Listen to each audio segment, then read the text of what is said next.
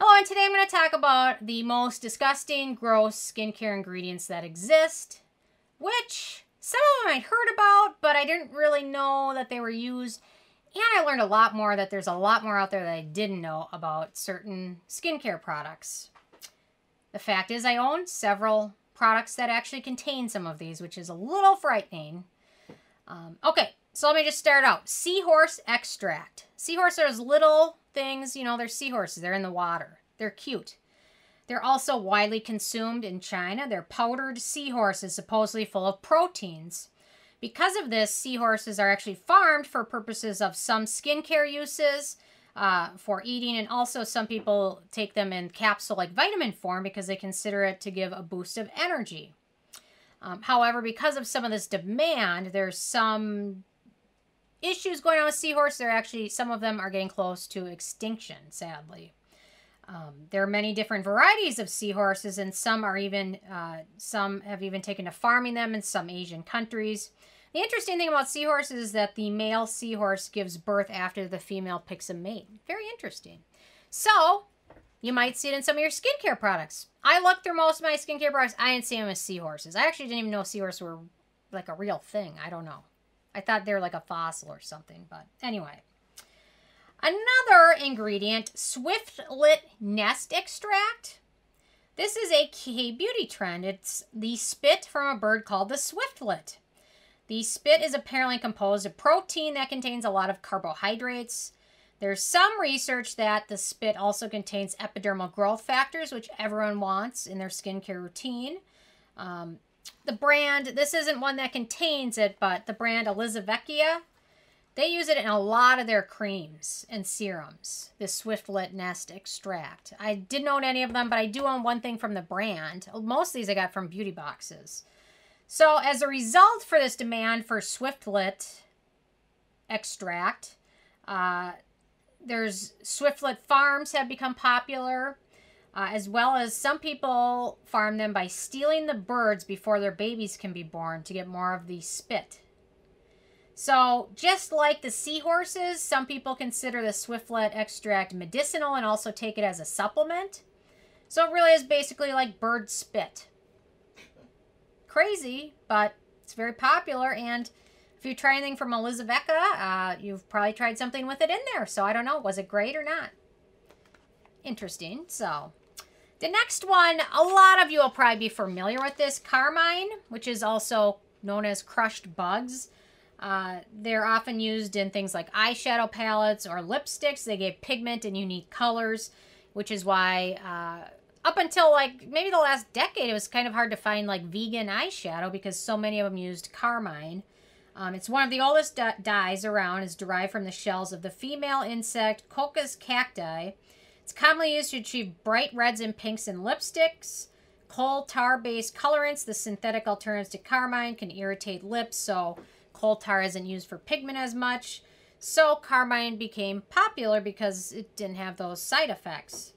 The ingredient poses obviously an issue to vegans since it's an animal-based ingredient. Carmine may be prepared from cochineal by boiling the dried insects in water to extract the carminic acid and then treating the clear solution with alum, cream of tartar, stannous chloride, or potassium hydrogen oxalate, which helps give the coloring, and the animal matters present are thus precipitated. Other methods are used in which egg white, fish glue, or gelatin are sometimes added before the precipitation. Very interesting. I didn't know any of I think about that, but I've seen Carmine in eyeshadow. And I never thought when I was applying lipstick that I was applying dead bugs to my lips.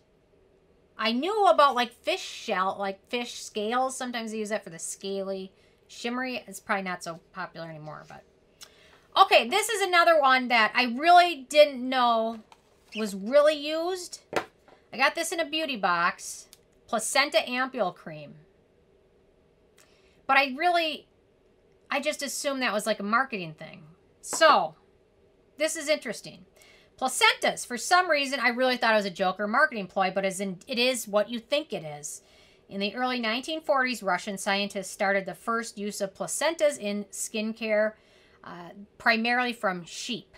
So it's not from humans. But I'm going to get there in a second, don't worry. So a wide variety of cosmetics contain placental or amniotic material found their way onto the market. Things in the 1940s such as bust creams, eye creams, face creams, masks, cellulite treatments, hand creams, lipsticks, soaps, and hair products.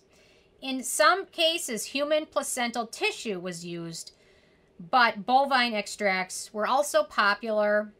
Placenta from sheep is still what is used in the cosmetics today for its rejuvenating properties, but there's probably not enough. Well, I don't know how many babies are born a day. But with the sheep, they can just, I'm sure it's, I don't know what they do with the sheep, but the whole thing is gross.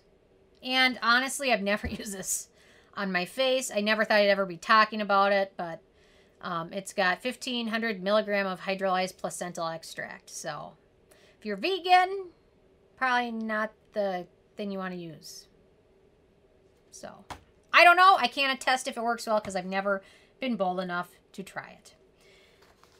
And I'm going to get more in the human aspect of things in a second, but let's get to the next one. Emu and Mink Oil. According to the Skin Deep Cosmetic Safety Database, fat scraped from the back hide of mink or derived from emu are conditioning agents found in some shaving creams, sunscreens, and more. Mink oil will encourage natural healing and cell regeneration by supplementing fatty acids needed for rejuvenation and repair. The use of mink and emu oils has become controversial recently due to the conditions in which they're obviously kept and farmed, the mink and emus, during this process.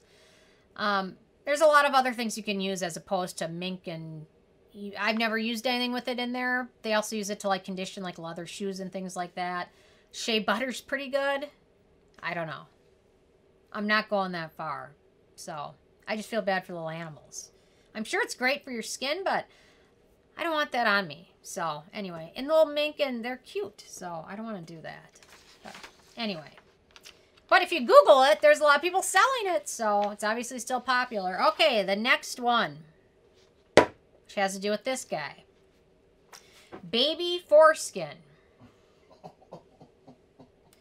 So, this has actually become more popular and known when celebrities such as Kate Beckinsale admitted to using a foreskin facial.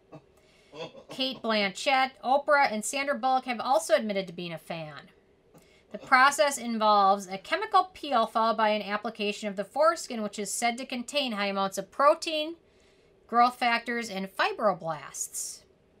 Some have reported that the Skin Medica Epidermal Growth Factor Cocktail uses foreskin in their formula. So their TNS line, which is their growth factor line, which is very popular, very expensive. I really like this product up until now. So in an interview with San Diego City Beat, the company claims it hasn't harvested human foreskin in over 20 years. That's a little frightening that in this century they were harvesting foreskin. I don't know how you go about that, but I guess you have access to a hospital. I don't know. So maybe they're telling everyone to circumcise their babies so they can get the foreskin, and maybe they're better off. I don't know. I'm not even going to talk about it because I don't have kids or anything, but wouldn't that be kind of creepy that that whole thing was made up so people could have a foreskin facial? Anyway, so it says they use cells from a single foreskin sample to grow the cells needed. Interestingly enough, this technology has been used for a long time to also treat burn victims in tissue grafting and things like that. So that is a good use if you're a burn victim. But I don't know that people need it because they're vain, that we need foreskins. So anyway, that's all I'm going to say about that. So I always wondered their human fibroblasts. They've got, you know, a lot of brands have epidermal growth factors, but it's always like SH oligopeptide. This one doesn't use that. It says human fibroblast media. Human fibroblast condition media, which is apparently all derived back to one baby foreskin, I guess. I don't know. Okay, and then we kind of go down a little bit further. Bull semen facials. Some upscale salons have been using this also as a hair treatment, which results in shiny, healthy, bouncy hair. I just got my hair done yesterday, but I did not get a bull semen hairdo. It's also, this is like going to be like 2R rated for YouTube, I think.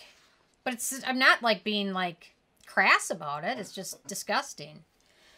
So bull semen is also known to be rich in vitamin E and protein. Great. Okay, tallow. Tallow, this one's not as gross, but it's still kind of gross. Tallow is an ingredient rendered from beef and mutton fat. At room temperature, it's solid, although when it's purified and undergone cosmetic manufacturing process, it gets a more oily consistency. Tallow typically comes from grazing animals because they have a unique digestive system and are called ruminants. Tallow can be derived from animals such as cow, bison, or sheep. Sheep keep coming up. I feel bad for them. Tallow is rich in oleic, palmitic, and stearic acid, which can be great for skin.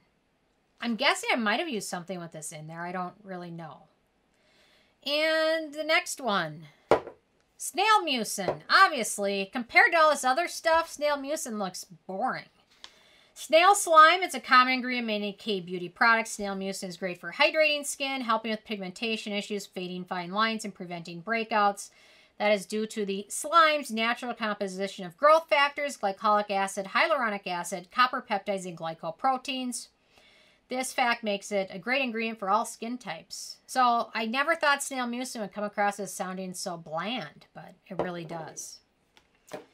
Okay, 2 more. The next one, human blood. Which, you know what, compared to baby foreskin and bull semen, looks pretty boring again. So this trend was actually started by Dr. Barbara Sturm, what I read, which Barbara Sturm Cosmetics, a ridiculously expensive line of blase products. After drying 2 vials of blood, Sturm separated out the plasma using a centrifuge, incubated it for 4 hours to multiply its healing agents, and then mixed it into a shea butter-based cream. Sturm says the plasma cream will stimulate collagen and reduce inflammation, but no independent test trials have been done, and I'm guessing that is very expensive. So, there you go. And the last one I've got, leeches. Leech facials are a popular thing, another celebrity-born trend. Miranda Kerr and Gwyneth Paltrow are 2 outspoken fans of leech facials. Live leeches are placed on your face to feed, then the blood they consume is smeared all over your skin like a face mask. It supposedly helps tighten skin and leaves you looking younger. One of the drawbacks of the treatment is that leeches can't be reused due to hygiene reasons, and they are killed following the facial. There you go. Pretty disgusting. You know what? I'm guessing there's probably more disgusting things out there, but if you know of one, leave a comment, because now I'm all into it. But thankfully, these are the only things I have, and yeah. So anyway, that's it for most disgusting ingredients. So I'm interested in hearing from you guys if you know of more disgusting things. So definitely leave a comment. I love hearing from you. And stay tuned for more tomorrow. Thank you so much.